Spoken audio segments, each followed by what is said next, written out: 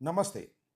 Chebrolu Kiran social మీడియాలో తరచూ వినిపించే, కనిపించేటటువంటి వ్యక్తి. ఆంధ్రప్రదేశ్‌లో బ్రహ్మాండంగా బూతులు తిట్టగలిగినటువంటి సమర్థుడు ఇతను అనేది ఏ విధమైన సందేహం లేదు. ఈ రాష్ట్రంలో సుమారుగా ఒక 7, 8 మంది పచ్చి బూతులు మాట్లాడుతూ ఉంటారు. వాళ్ళల్లో అగ్రగణ్యుడు ఈ చేబ్రోలు కిరణ్. ఇతను ఐటీడీపీ కార్యకర్త. ఒక విధంగా చెప్పాలంటే ఐటీడీపీనే ఇతన్ని ప్రోత్సహిస్తూ వస్తుంది.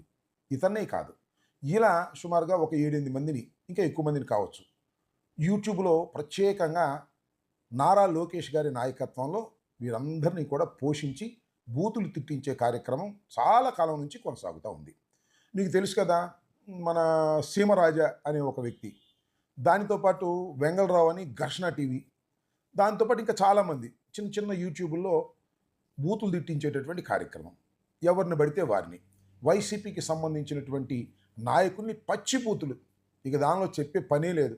రోజా గారిని కానీ, లేకపోతే ఇంకా మహిళా నాయకురాలను కానీ, లేదా మమ్ముల్ని కానీ, ఎవరిని పడితే వారిని పచ్చి బూతులు తిట్టడం అనేది సర్వసాధారణం అయిపోయింది. ఈ కిరణ్ అనే వ్యక్తి చాలా కాలం నుంచి పచ్చి బూతులు తిడుతున్నాడు. రోజా గారిని అయితే ఇష్టం వచ్చినట్టు మాట్లాడాడు. ఒక్క రోజా గారినే కాదు, మీరు ఒక్కసారి యూట్యూబ్లోకి వెళ్ళి చేబ్రోలు కిరణ్ అని కొట్టి చూడండి, ఎన్ని పచ్చి బూతులు వస్తాయో. భయంకరమైన బూతులు మాట్లాడతాడు.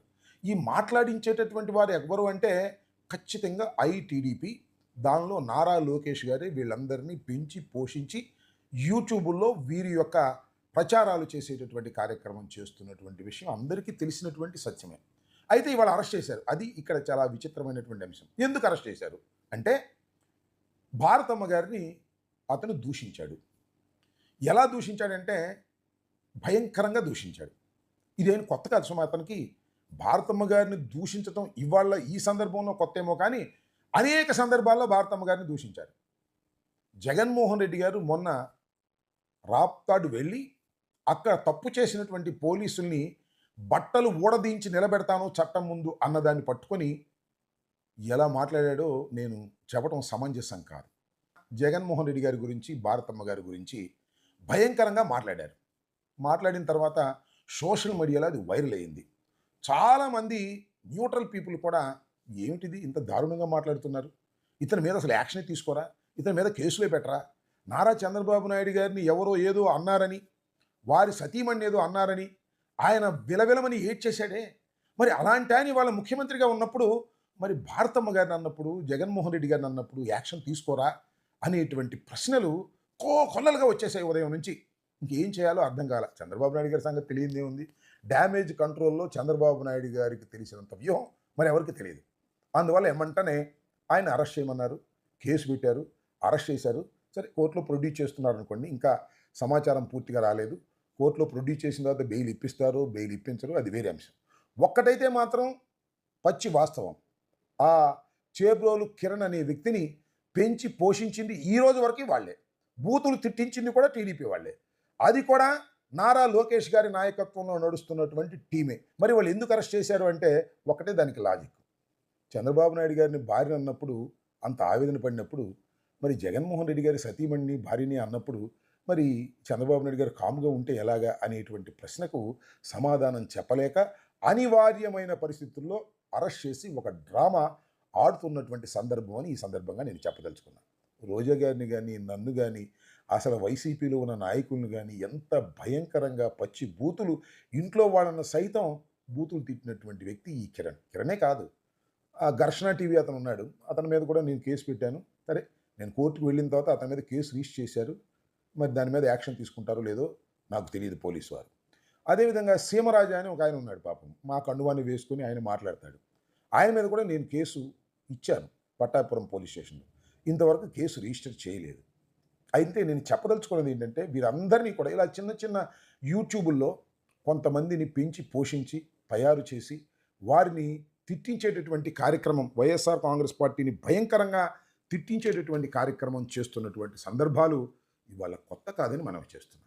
అయితే ఇవాళ నారా చంద్రబాబు నాయుడు గారు కొత్తగా ఆయనకి జ్ఞానోదయం అయినట్టు, జగన్మోహన్ రెడ్డి గారి సతీమణి అంటే మేము ఒప్పుకుంటామా, మా సతీమణి అన్నా, జగన్మోహన్ రెడ్డి గారి సతీమణి అన్నా, ఇంకోటి సతీమణి అన్నా, ఎవరైనా ఇంట్లో వాళ్ళంటే మేము సహించేది లేదు అని ఒక ఫోజు పెట్టేందుకు మాత్రమే ఈ డ్రామాకు తెర తీశారు.